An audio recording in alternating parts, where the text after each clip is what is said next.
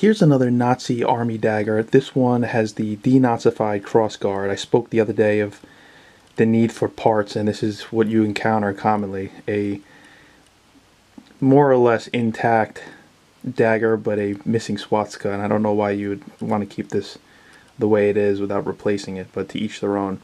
So a out of the woodwork find. These things ended up with the families, the descendants of veterans over the years. They got stored, most of the times improperly, because for the most part people don't want to have Nazi things on display. A lot of times they don't even want them in their possession.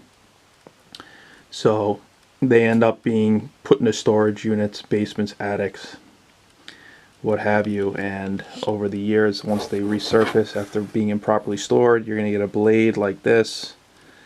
It's bent, a chipped grip, just a completely salty, worn down. Salty is kind of a terminology that collectors use to describe these weathered pieces.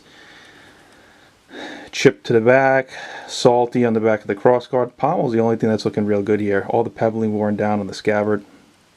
There's an Alcoso maker mark right there.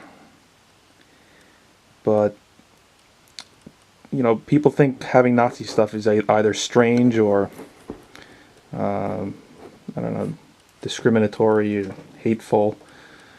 So the stuff gets buried, and this is how it surfaces 70 years later.